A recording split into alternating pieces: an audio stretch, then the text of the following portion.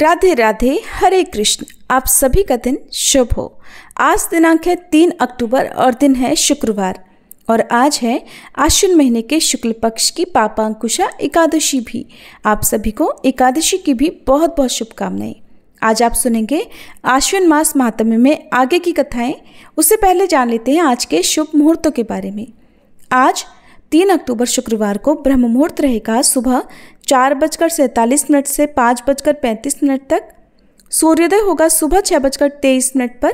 सूर्यास्त शाम 6:08 पर। राहु काल सुबह 10:30 से दोपहर 12 बजे तक रहेगा और आज अभिजीत मुहूर्त सुबह 11:52 से 12:39 तक रहेगा।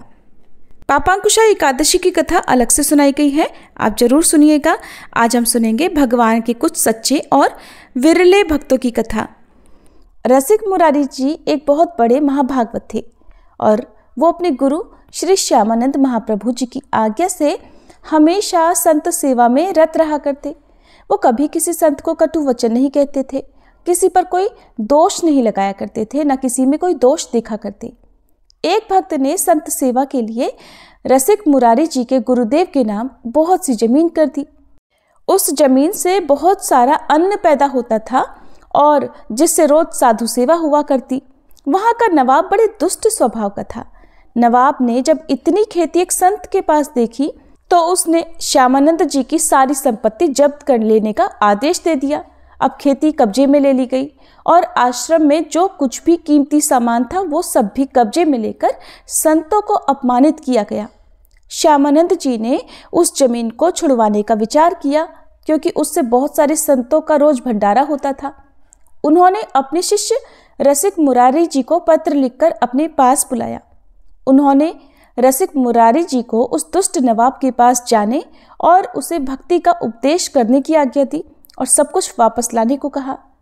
रसिक मुरारी जी के कुछ शिष्य नवाब की सेवा में मुंशी मुनीम आदि पदों पर थे।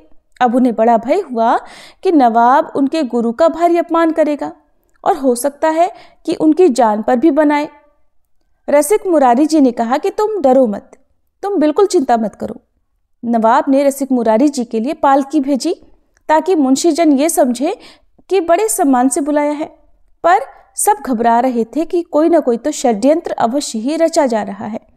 नहीं तो भला इतना बड़ा दुष्ट ऐसी श्रद्धा कैसे कर सकता है कि गुरुदेव को लाने के लिए पालकी भिजवाए। रसिक मुरारी जी अपने गुरुदेव के चरणों का ध्यान करके पालकी में बैठ गए।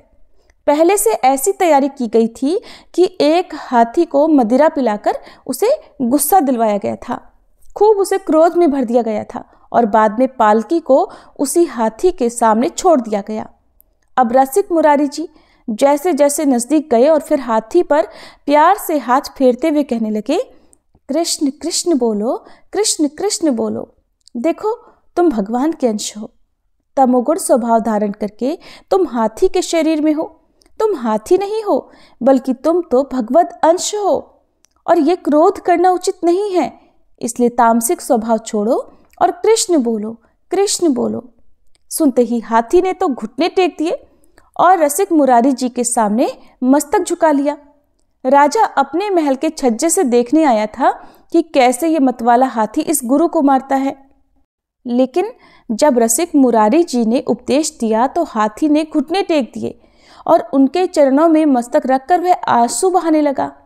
रसिक मुरारी जी ने अत्यंत प्रेम से उसे दुलार किया और उसके हृदय में भक्ति प्रदान की। उन्होंने तत्काल एक बड़ी तुलसी की माला उसके गले में बांधते हुए उसके कान में कृष्ण नाम सुनाया, मानो उन्होंने उसे अपना शिष्य बना लिया हो। और फिर कहा, सुनो, आज से तुम्हारा नाम गोपाल दास है। ये सारा का सारा दृश्य छज्जे पर से राजा देख रहा था। वो समझा कि ये तो कोई चमत्कारी महात्मा है। अब उससे रहा नहीं गया तो वह दौड़ता हुआ आया और उनके चरणों में गिरकर कहने लगा कि मुझे क्षमा कीजिए, मैं संतों का प्रभाव नहीं जानता था। मेरे बड़े भाग्य उदय हुए कि आप जैसे महात्मा संत के दर्शन हुए। मैंने जितनी जमीन कब्जे में ली थी वो तो वापस कर ही रहा हूँ, कई अन्य गांवों की और भी जमीनें दे रहा हूँ। ऐसा कहते हुए वह उनके चरणों में लिपट गया। संतों का संग तो मोक्ष प्रदान करने वाला होता ही है, तभी तो उस दुष्ट राजा का ऐसा हृदय परिवर्तन हो गया। अब रसिक मुरारी जी ने कृपा करके गजराज का नाम गोपाल दास रखा, भक्त गोपाल दास।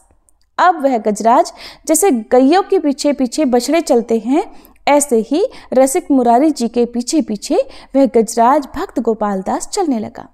अब तो आनंद ऐसा कि संत सेवा होती तो गजराज गोपाल दास जी को प्रसाद जूठन मिलती। जब भी वो संतों को देखते तो आगे के पैर मोड़कर घुटनों के बल बैठकर माथा टेक देते और फिर प्रणाम करते। अब जो भी चावल दाल आदि के बोरे संतों की सेवा के लिए लाने होते, वो सेवा अब गोपाल दास जी को मिलने लगी। सब कुछ गोपाल दास जी पर लाद कर ले जाया जाता। एक बार सारे व्यापारी मिलकर गोपाल दास जी के गुरुदेव श्री रसिक मुरारी जी के पास आए और कहने लगे, ये गोपाल दास जी तो हमारा सारा माल खा जाते हैं। जब एक बोरा लाना होता है तो ये एक बोरा खा लेते हैं और एक बोरा लाद कर ले जाते हैं, हमारा तो घाटा हो जाता है। गोपाल दास जी का ये नियम भी था कि किसी स्थान में यदि विशेष महोत्सव, भोज भंडारा हो और संतों की पंक्ति हो तो जब सब संत भोजन पाकर उठ जाते थे तब ये वहां जाते और संतों की जूठन चाटा करते। रसिक मुरारी जी ने गजराज जी से कहा कि देखो, अब तुम वैष्णव हो, तुम्हारे ये सारे आचरण ठीक है, लेकिन एक आचरण गलत है। तुम जो वहां लेने जाते हो तो उतना ही लिया करो। अब तुम दूसरे बोरे का अन्न क्यों खा जाते हो? एक तो वैष्णव को बिना भोग लगाए नहीं खाना चाहिए, इसलिए तुमको आज से बिना भोग लगा हुआ भोजन या अन्न नहीं खाना है और जब तक प्रसादी ना मिले तब तक कुछ भी नहीं खाना। गोपाल दास जी की समझ में आ गया। तब श्री रसिक मुरारी जी ने कहा, बेटा देखो, जबरदस्ती कुछ भी खाना पाप है। एक वैष्णव का ऐसा संस्कार नहीं होता है कि किसी के खेत में गए या किसी की दुकान से ही सामान खा लिया। अब तो गोपाल दास जी ने घुटने टेक कर ऐसी गलती मानी कि लगा वो कह रहे हों, क्षमा कीजिए गुरुदेव, आगे से ऐसी गलती कभी नहीं होगी। अब तो संत सेवा में और भगवान की जूठन में गोपाल दास जी की बड़ी रति हो गई। सारे संत इनको खूब दुलार करते और इनको कहीं न कहीं अपने साथ चलने को कहते। गजराज गोपाल दास उन्हें सूंड पर चढ़ाकर अपनी पीठ पर बिठा लेते और इधर उधर घुमा घुमा कर संत सेवा का खूब आनंद लिया करते। गोपाल दास जी को संत सेवा का बड़ा चाव था। जैसा भी संत आदेश करते वो बिल्कुल वैसा ही किया करते। अगर कोई संत कहते कि आज ये सब्जी पाने का मन है तो गोपाल दास जी तिलक लगाकर कंठी पहने बाजार जाते और उसके बाद सब उन्हें जिधर सूंड से इशारा करते वो ही सब्जी पकड़ा देते। गोपाल दास जी उसे सूंड में रखकर ले आते, लेकिन अब वो खाते नहीं थे। अगर कोई जरासी आनाकानी करता तो हुंकार मार के ऐसा डराते कि वो तो हाथ जोड़कर वहीं खड़ा हो जाता और वो सामान लाकर दे देता। कभी गोपाल दास जी संत से कहते कि मेरे कपड़े फट गए हैं, तो गोपाल दास जी कपड़े की दुकान से वो भी ले आते। रसिक मुरारी जी पैसे पहुंचा देते और गोपाल दास जी माल लेकर आ जाते। सर्दी के समय में गोपाल दास जी अपने आप किसी कंबल की दुकान में जाकर बंडल का बंडल उठाकर पीठ में रखकर संतों के पास ले आते। जब रसिक मुरारी जी को पता चलता तो फिर वो पैसे पहुंचा देते। संत भी खूब प्रसाद ले लेते और थोड़ा खाकर बचा हुआ सब गोपाल दास जी को खिलाते और उन्हें खूब दुलार करते। गोपाल दास जी के साथ बहुत से संतों की टोली थी। जिधर जाते उधर लोग दौड़ उठते ये चमत्कार देखने के लिए कि एक हाथी संत सेवा में रहता है। अब तो दर्शन के लिए भीड़ लग जाती। चारों दिशाओं में आश्चर्यजनक चर्चा चली कि एक गजराज तो वैष्णव है जो संत सेवा में रहते हैं। अब बंगाल के सूबेदार को जब पता चला कि ऐसा कोई चमत्कारिक और आज्ञाकारी हाथी है तो उन्होंने उसे पकड़वाने के लिए आदमी नियुक्त किए, पर जब भी कोई उनके नजदीक आता तो गोपाल दास जी उसे अपनी सूंड में फंसाकर दूर पटक देते और उसे दंड देते। वो किसी को जान से तो नहीं मारते, पर किसी काम का भी नहीं छोड़ते। अब नवाब के जो भी सैनिक आए उन्होंने वापस आकर बताया कि महाराज, वो हाथी तो पकड़ में नहीं आने वाला, वो भगवत शक्ति से संपन्न है। सूबेदार ने बहुत सी स्वर्ण मुद्राएं पुरस्कार में रखकर घोषणा करा दी कि उस हाथी को बंदी बनाकर हमारे पास लाया जाए। तो किसी के दिमाग में आया कि गजराज साधुओं को नहीं मारता है, तो वह एक दुष्ट साधु भेष बनाकर गोपाल दास जी के सामने आया। अब गोपाल दास जी ने साधु वेशधारी के सामने घुटने टेक दिए और उसने तुरंत गोपाल दास जी को बंदी बनवा लिया और उन्हें अपने साथ ले गया। जब वह सूबेदार के पास ले जाया गया तो गोपाल दास जी को जल और भोजन आदि अर्पित किया गया, लेकिन उन्होंने तो कुछ भी नहीं खाया, क्योंकि उनके गुरुजी ने तो उन्हें बस संतों की जूठन या भगवान का प्रसाद पाने का नियम दिया था। कई दिन हो गए, गोपाल दास जी ने इतने दिनों में न तो अन्न ग्रहण किया न जल। सूबेदार के कहने पर सबने सलाह की, सोचा ये तो वैष्णव है, इसको गंगा जी में ले जाया जाए तो शायद गंगा जल पी ले, क्योंकि वो तो भगवान का चरणामृत है, नहीं तो इसके तो ऐसे ही प्राण निकल जाएंगे। अब जैसे ही वो उन्हें गंगा जी में लेकर गए तो गोपाल दास जी जलधारा में खड़े हो गए। उन्होंने अपने गुरुदेव का ध्यान किया और जोर से पुकारा, कृष्ण, और अपने शरीर का त्याग कर दिया। एक भगवत प्राप्त महात्मा की जो गति होती है वही सदगति गोपाल दास जी की हुई। गजराज गोपाल दास जी के हाथी के शरीर में थे, पर उनकी निष्ठा इतनी बड़ी थी कि उनके गुरुदेव ने कहा कि प्रसाद के अलावा कुछ भी नहीं पाना, तो उन्होंने सच में कुछ भी नहीं पाया और अपने जीवन का त्याग कर दिया, लेकिन कुछ खाया नहीं। रसिक मुरारी जी के ऐसे बहुत से पावन चरित्र हैं जिनमें भक्ति के प्रभाव से उन्होंने बड़े से बड़े दुष्टों की बुद्धि बदल डाली। भगवान अपने भक्तों की महिमा प्रकाशित करने के लिए ऐसी ऐसी लीलाएं करते रहते हैं। इसलिए भक्त को चाहिए कि गुरु चरणों में आसक्त होकर गुरु के द्वारा दिए गए मंत्र, नाम और सेवा में चित्त वृत्ति लगाकर इसी जन्म में भगवत प्राप्ति कर ले, और यही तो जीवन का परम लाभ है। एक बार चंपापुरी नाम का राज्य था, जिसके राजा हंसध्वज जी थे। वो परम धार्मिक थे और धर्मपूर्वक तरीके से शासन करते थे। प्रभु की भक्ति और योद्धाओं की श्रेष्ठता में उनकी बहुत रति थी और वो पूरी प्रजा का अपने पुत्र की तरह पालन किया करते। उनके पुत्र का नाम था सुधन्वा। ये उस समय की बात है जब महाराज युधिष्ठिर अश्वमेध यज्ञ कर रहे थे। तब गुप्तचरों ने हंसध्वज जी को समाचार दिया कि महाराज, युधिष्ठिर जी का घोड़ा आपके राज्य की सीमा में प्रवेश कर चुका है। तब राजा हंसध्वज ने पूछा कि क्या भगवान श्री कृष्ण भी साथ हैं? तो गुप्तचरों ने उन्हें बताया कि नहीं, वो तो साथ नहीं है, परंतु उनकी द्वारिका की सेना साथ चल रही है। अब तो हंसध्वज के मन में आया कि अगर भगवान कृष्ण साथ होते तो घोड़े का पूजन करके उनके दर्शन प्राप्त कर लेते, लेकिन अब पांडवों को थोड़ा कष्ट देने के बहाने भगवान के दर्शन करने का उपाय करना होगा, क्योंकि जब पांडवों को कष्ट देंगे तो भगवान तो उनकी सहायता करने के लिए जरूर आएंगे।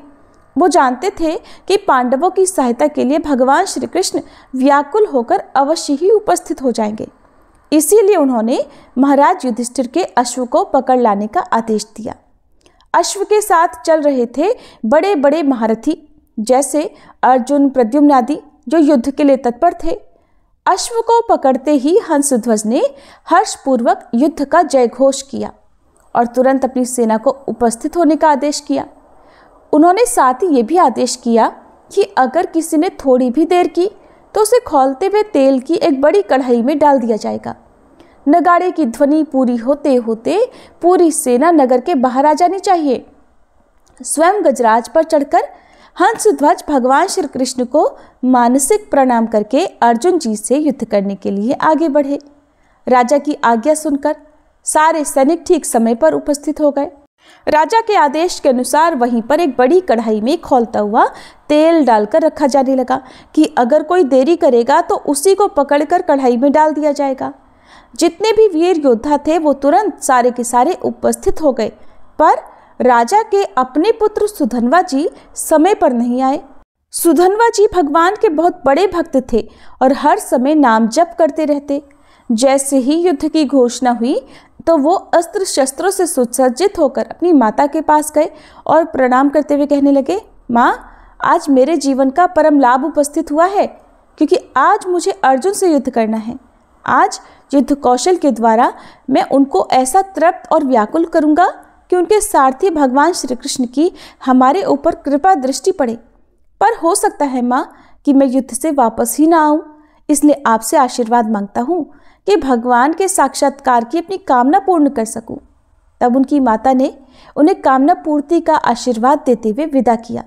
इसके बाद उनकी बहन ने आकर उन्हें तिलक लगाया, आरती की और उनको युद्ध में विजय की शुभकामनाएं दी। आगे बढ़े तो सुधन्वा जी की पत्नी प्रभावती, जिनसे उनका अभी अभी ब्याह हुआ था, मुस्कुराती हुई उनके सामने आई। सुधन्वा जी को युद्ध के लिए तैयार देखकर कहने लगी, स्वामी, मैं जानती हूँ कि आज आप महाबली महारथी अर्जुन जी से युद्ध करने जा रहे हैं और ये भी जानती हूँ कि वहाँ से वापस आ पाना असंभव है, पर इतनी कृपा तो कर दो कि आपके बाद आपको जलांजलि देने वाला कोई तो हो। तब सुधन्वा जी ने कहा, तुम धैर्य रखो, मैं श्री कृष्ण के बल से अर्जुन को परास्त करके वापस लौटूंगा। प्रभावती जी ने उत्तर दिया, नाथ, आज तक मैंने ऐसा नहीं सुना कि जो श्री कृष्ण से मिलने के लिए गए हों वो वापस लौटे हों। अब बाहर कढ़ाई में तेल खौल रहा था और राजकुमार सुधन्वा जी को समय पर न आया देखकर महाराज हंसध्वज को बड़ा कष्ट हुआ कि सुधन्वा ही मेरी आज्ञा का उल्लंघन कर रहा है। इधर सुधन्वा जी अपनी पत्नी के पुत्र कामना के भाव को पूर्ण करने के लिए रुके हुए थे, लेकिन ये बात महाराज को पता नहीं थी। हंसध्वज जी ने तुरंत जल्लादों को आदेश देते हुए कहा कि सुधन्वा को पकड़ कर लाया जाए और खौलते तेल में डाल दिया जाए। जैसे ही आज्ञा हुई, सैनिक तुरंत गए और उधर सुधन्वा जी स्नान आदि करके पवित्र होकर बाहर निकल रहे थे।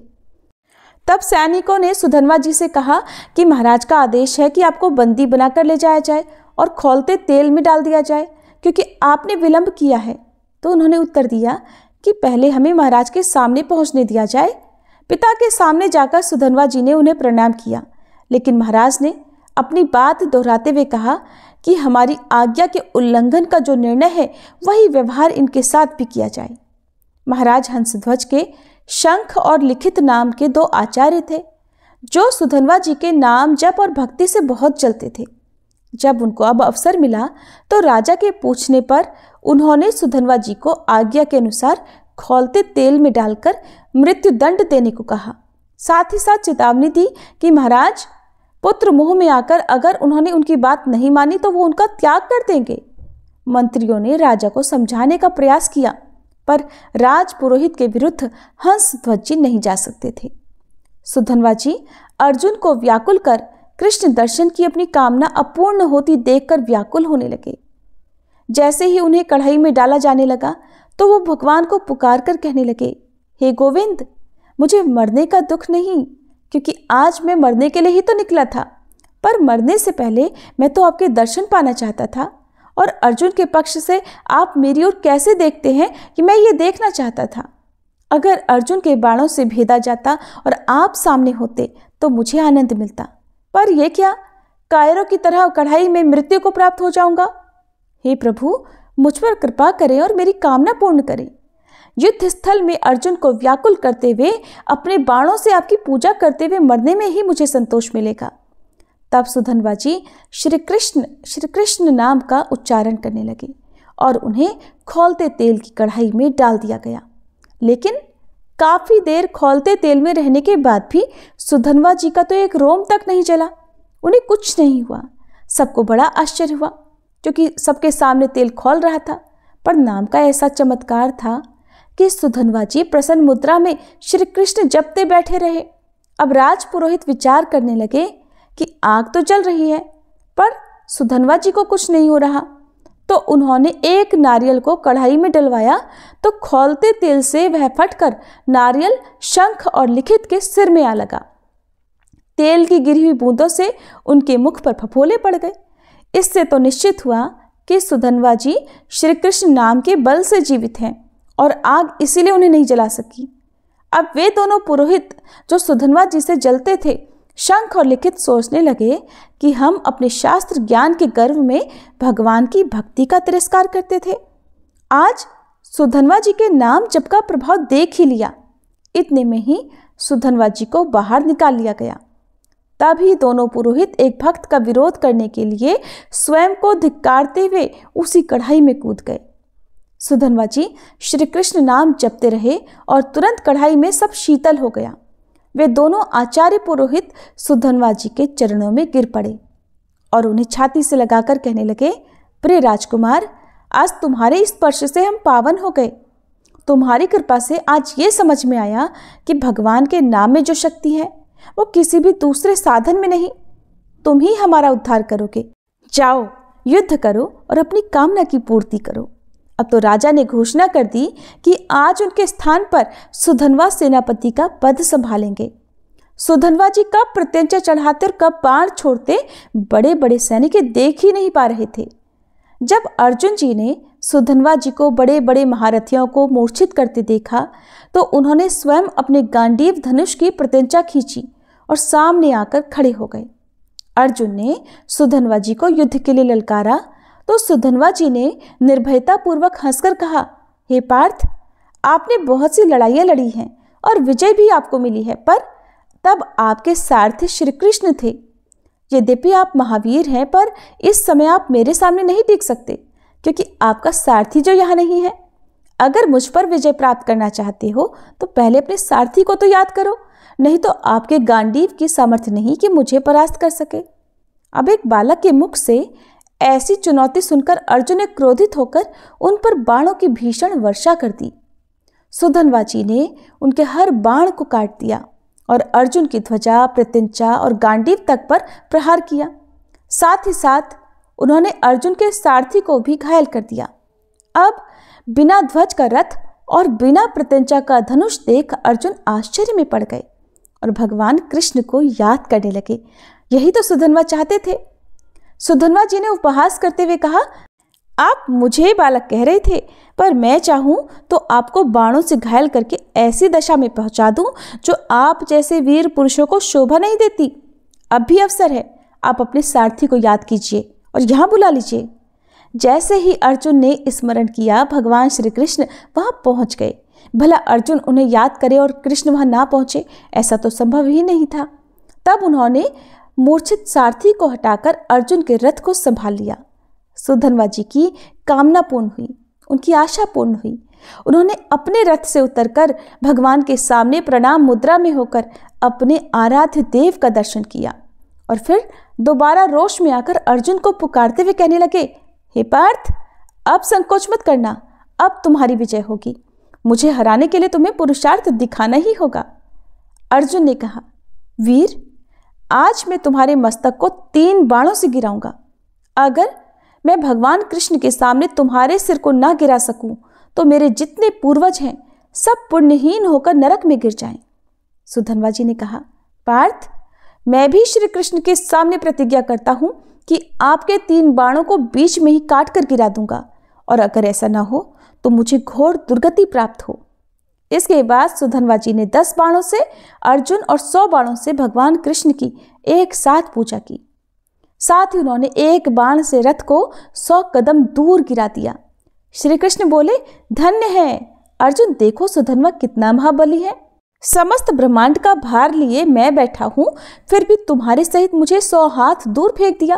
ये बल सुधनवा को निरंतर नाम जप और एक सुदृढ़ पत्नीव्रत होने से प्राप्त हुआ है।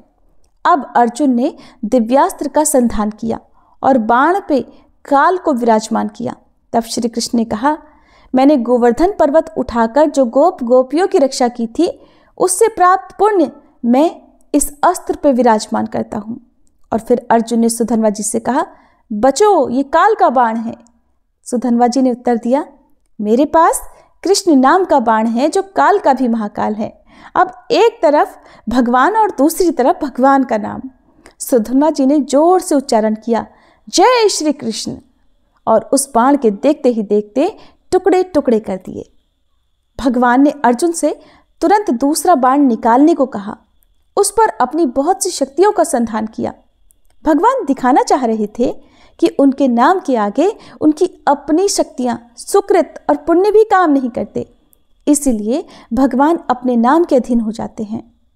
सुधनवा जी ने अर्जुन से कहा, अर्जुन, अगर मैं इस बाण के टुकड़े ना कर दूं तो अरुंधति सहित महर्षि वशिष्ठ की ब्रह्म हत्या का पाप मुझे तुरंत लगे। ऐसा कहते हुए सुधनवा जी ने गोविंद कृष्ण नाम लेते हुए बाण मारा तो अर्जुन द्वारा चलाए गए भगवान की शक्तियों से संपन्न बाण के 5 टुकड़े हो गए। अर्जुन को निरुत्साहित देख भगवान श्री कृष्ण ने पंचजन्य शंख बजाते हुए नाद किया और अर्जुन से कहा, अब बाण संधान करो। भगवान ने कहा, मेरे राम अवतार में एक पत्नी व्रत होने के सारे सुकृत अब इस बाण पर विराजमान करता हूं। फिर उन्होंने ब्रह्मा जी को बाण के पिछले भाग और काल को अगले भाग पर विराजमान होने का आदेश दिया और अर्जुन से बाण चलाने को कहा। सुधनवा जी ने अर्जुन से कहा, अब भी संशय है तुम्हें? देखो तुम्हारी विजय के लिए भगवान क्या कर रहे हैं। अब कोई प्रतिज्ञा करो इस बाण को बचाने के लिए। अर्जुन ने कहा, वीरवर, यदि इस बाण से मैं तुम्हारा मुकुट सहित मस्तक ना गिरा दूं तो भगवान श्री हरि और भगवान शंकर में भेद करने से जो पाप लगता है वो मुझे अभी लग जाए। सुधनवा जी ने कहा, मैं यदि इस बाण को ना काट दूं तो काशी में मणिकर्णिका घाट पर शिव विग्रह को पैर मारने से जो पाप लगता है वो मुझे तुरंत लगे। अब तो दोनों भगवत भक्तों ने बड़ी बड़ी प्रतिज्ञाएं कर ली, अपने अपने बाण छोड़े। सुधनवा जी ने जय श्री कृष्ण नाम जपते हुए उस बाण को देखते ही देखते काट दिया। चारों तरफ हाहाकार मच गया। इतनी महिमा से युक्त बाण को कोई काट ही नहीं सकता था। बाण तो कट गए, पर उसके अग्रभाग ने आगे बढ़कर सुधनवा जी के मस्तक को काट दिया। आश्चर्य की बात यह थी कि सुधनवा जी के कटे हुए सिर से अभी भी निकल रहा था, श्री कृष्ण, जय श्री कृष्ण। भगवान श्री कृष्ण अब रथ से नीचे उतरे और उन्होंने सुधनवा जी के कटे हुए सिर को उठाकर अपने हृदय से लगा लिया। इतने में ही सुधनवा जी के शरीर से निकली ज्योति भगवान की परिक्रमा करके भगवान में ही लीन हो गई। तब भगवान ने राजा हंसध्वज से कहा कि ऐसा भक्त शायद न आज तक हुआ है और न ही आगे होगा। वो मेरे दिव्य धाम में गया, इसलिए आप शोक या विलाप मत करना। तो भक्तों को अभय वर देने वाले प्रभु श्री हरि नाम की अपार महिमा है, इसलिए अनन्य होकर निरंतर भगवान का नाम जपने से सब प्राप्त हो जाता है।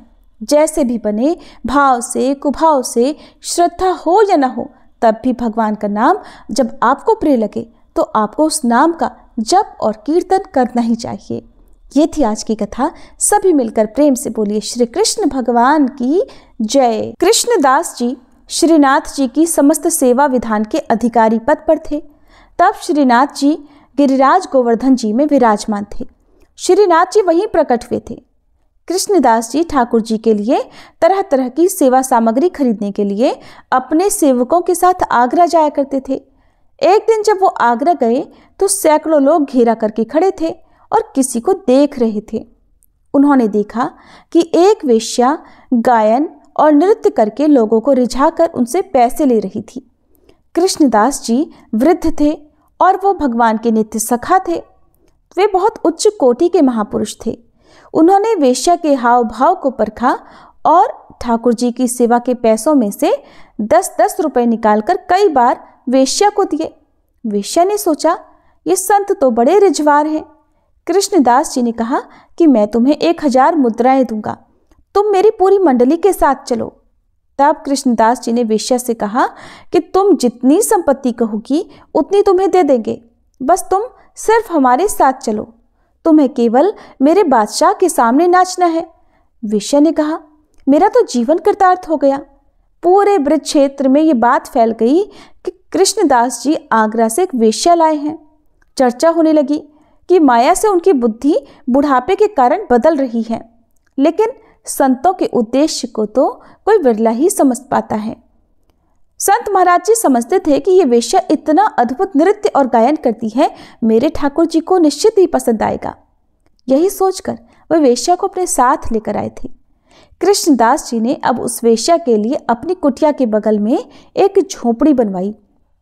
वेश्या को ब्रज के सारे महान कुंडों का स्नान करवाया गया, शुद्ध करवाया गया। फिर उसे प्रेम रस रीति के सुंदर पद गाना और वाद्य बजाना सिखाया गया। फिर एक दिन उन्होंने वेश्या से कहा, चलो आज तुम्हें अपने बादशाह के सामने लेकर जाते हैं। अगर मेरे साहब रीझ गए तो तुम्हारी जन्म जन्म की बिगड़ी बन जाएगी। मेरे बादशाह को तुम मूर्ति मत समझना, वे तो साक्षात विराजमान हैं। वेश्या के ये बताने पर कि केवल उसे पैसों से मतलब है, तो उन्होंने कहा कि मनचाहे पैसे मिलेंगे, बस तुम हमारे साहब को रिझा दो। श्रीनाथ जी के पास जाकर अब कृष्णदास जी ने कहा, प्रभु जब जब मैं आगरा गया हूं तो आपकी पसंद की चीजें लेकर आया हूं। आज एक पसंद की वस्तु आपको भेंट कर रहा हूं, स्वीकार कीजिए। श्रीनाथ जी को नमन करके अब वेश्या ने नृत्य शुरू किया और पूरा पद गाया।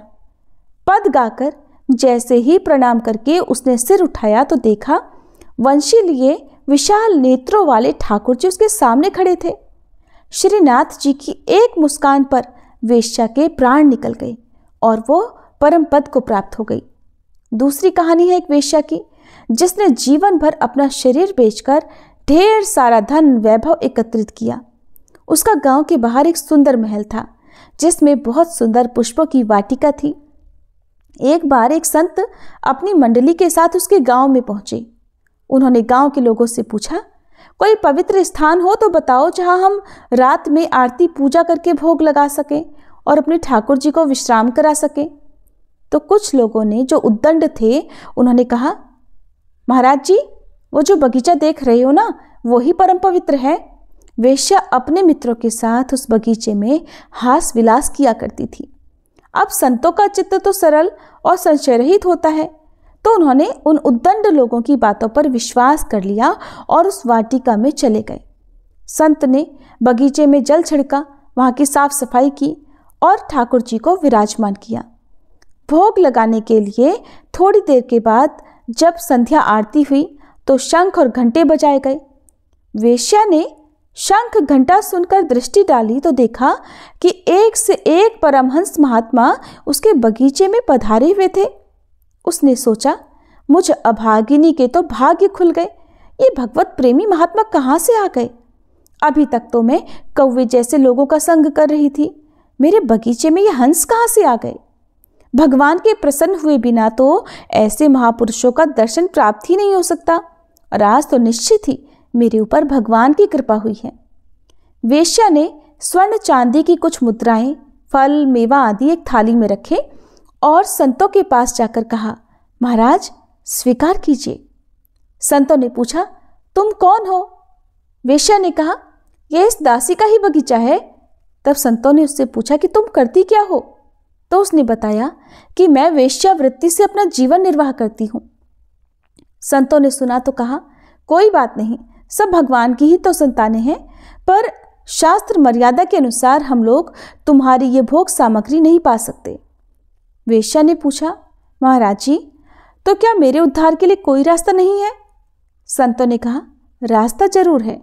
तुम अपनी सब संपत्ति, आभूषण आदि बेचकर एक रत्नों का मुकुट बनाओ और उसे रंगनाथ जी के माथे पर धारण करवाओ तो तुम्हारे सारे पाप नष्ट हो जाएंगे और तुम्हें भगवत प्राप्ति हो जाएगी।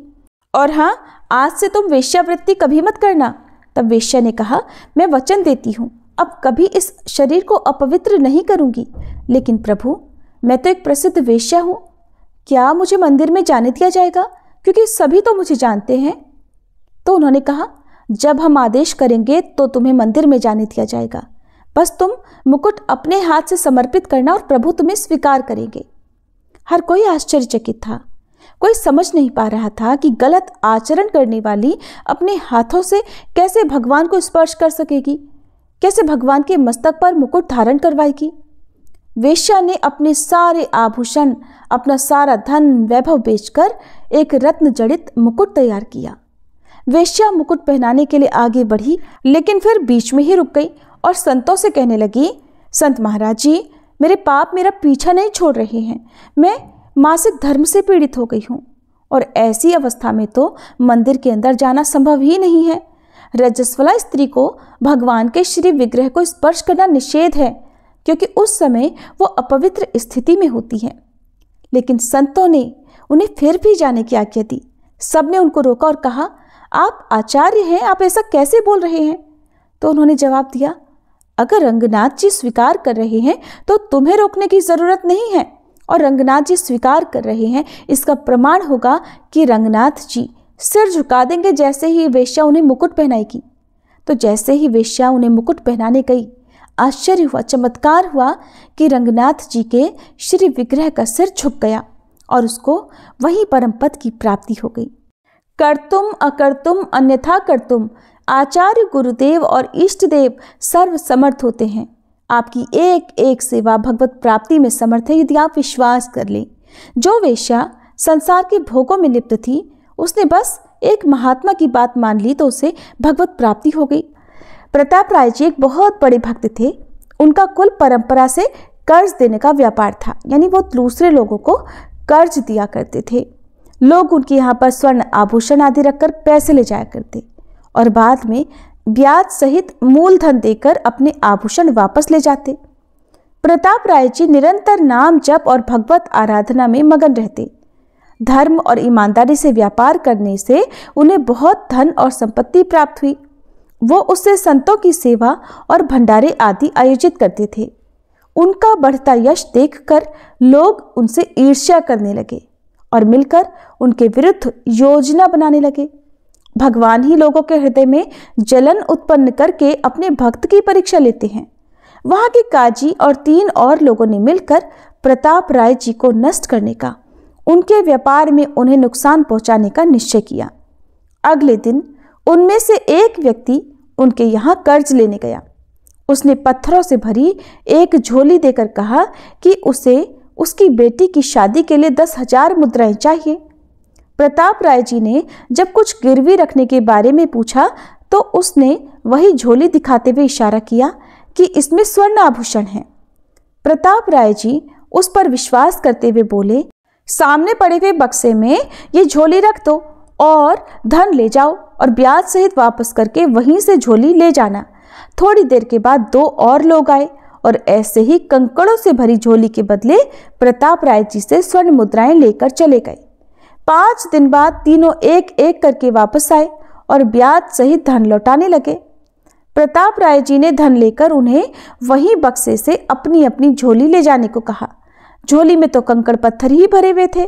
तो पहला आदमी चिल्ला चिल्लाकर प्रताप राय जी पर आरोप लगाने लगा, अरे देखो, ये माला पकड़े कैसा भक्त बनने का नाटक करता है। मेरी झोली से आभूषण निकालकर कंकड़ पत्थर भर दिए। लोगों ने सुना तो आश्चर्यचकित होने लगे। इतने में बाकी दोनों भी आकर अपनी अपनी झोली में पड़े कंकड़ पत्थर सबको दिखाने लगे। अब तो वहां हाहाकार मच गया। तीनों की बातें सुनकर अब तो सभी को विश्वास हो गया कि हो ना हो ये प्रताप राय जी तो सच में पाखंडी हैं। और अब सबका विश्वास उन पर से उठ गया, क्योंकि उन्होंने सोचा कोई एक झूठ बोलेगा, 2 झूठ बोलेगा, लेकिन इतने सारे लोग तो झूठ नहीं बोल सकते कि आभूषण के बदले कंकड़ पत्थर वापस लौटाए हैं। अब वहां का काजी जिसने मिलकर ये योजना बनाई थी वो बादशाह के पास गया और प्रताप राय को दंड दिलाने की बात रखने लगा। आदेश हुआ कि प्रताप राय जी को बंदी बना लिया जाए और उनकी सारी संपत्ति जब्त कर ली जाए। प्रताप राय जी संपत्ति जब्त होने की बात जानते ही अपनी पत्नी से बोले, ठाकुर जी को लेकर तुरंत अपने मायके चली जाओ। उनका भोग पूजा आदि नहीं रुकना चाहिए। उनको बचाओ, हम तो जेल में जैसा कष्ट आएगा भोग लेंगे। प्रताप राय जी की पत्नी ने ऐसा ही किया। उधर बादशाह के सैनिकों ने प्रताप राय जी की सारी संपत्ति जब्त कर ली और उन्हें बंदी बनाकर जेल में डाल दिया। प्रताप राय जी को संपत्ति की कोई चिंता नहीं थी। उन्हें चिंता थी तो केवल और केवल अपने ठाकुर जी की और उनकी सेवा की। तब कुछ लोगों ने बादशाह को बताया कि इन्होंने अपनी पत्नी और ठाकुर जी को तो मायके भिजवा दिया है और उनके ठाकुर जी की मूर्ति तो अष्ट धातु की है, बड़ी महंगी है। इसीलिए तो प्रताप राय ने पत्नी को उसे ले जाने को कह दिया। अब जब बादशाह को पता चला तो बादशाह ने उनकी पत्नी को ही मायके से ठाकुर जी सहित बंदी बना लाने का आदेश दे दिया। अब सैनिकों ने उनकी पत्नी को भी जेल में डाल दिया और ठाकुर जी को संपत्ति मानकर बाकी सामान के साथ गोदाम में बंद कर दिया। प्रताप राय जी पत्नी को हथकड़ियों में देखकर सब कुछ समझ गए।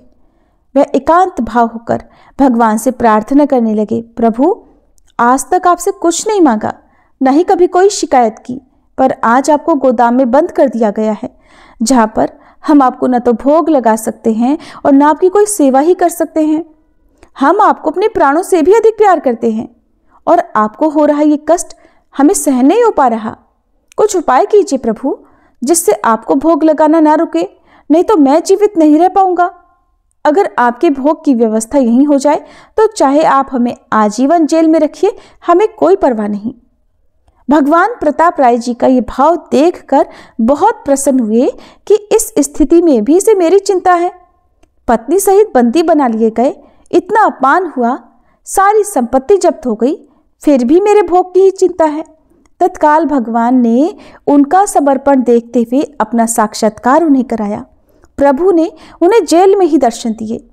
वहां का एक जमींदार प्रताप राय जी के समर्थन में बादशाह के सामने आया ऐसी भगवत लीला हुई। और फिर वह बोला, प्रताप राय जी के प्रति कोई पाखंड रचा गया है महाराज, क्योंकि वो तो ऐसा कभी नहीं कर सकते। उन तीनों की सही से दोबारा जांच होनी चाहिए। बादशाह ने तीनों को धमकी देते हुए कहा कि अगर सच नहीं बोलोगे तो फांसी पर चढ़ा दिए जाओगे। तब तीनों ने बताया कि झोली में कंकड़ उन्होंने स्वयं रखे थे और ये सब काजी की ही योजना थी। बादशाह ने तुरंत काजी को बुलवाकर उसे दंड दिया और उन तीनों को भी बंदी बनाने का आदेश दिया। साथ ही साथ प्रताप राय जी की पूरे नुकसान सहित सब अर्थ और संपत्ति वापस लौटाई और बड़े सम्मान सहित उन्हें वहां से रिहा कर दिया गया। भक्त के जीवन में भगवान ऐसी ऐसी विपत्तियों की लीलाएं अपना साक्षात्कार कराने के लिए ही तो रचते हैं, इसीलिए तो उनके जीवन में सबसे अधिक कष्ट दुख भेजते हैं। प्रताप राय जी और उनकी पत्नी दोनों को जेल में ही भगवत का साक्षात्कार हुआ। इसलिए साधक को चाहे कितनी भी कष्ट भरी विपत्तियां सामने आए, कैसी भी स्थिति सामने आए, अंत में वो उसके आनंद का ही कारण बनेगी। इसीलिए जैसे प्रताप राय जी ने अपनी बात केवल और केवल प्रभु के सामने रखी, वैसे ही हमें सब कुछ सहते हुए भगवान के सिवा और किसी से सहयोग नहीं मांगना चाहिए। हमें कष्ट की स्थिति में मन को केवल भगवान की तरफ ही मोड़ना चाहिए, न कि संसार की तरफ, क्योंकि एकमात्र भगवत भक्ति ही हम सब का उद्धार कर सकती है। ये थी आज की कथाएं। आपको कैसी लगी? वीडियो को लाइक करके कमेंट बॉक्स में बताना मत भूलिएगा।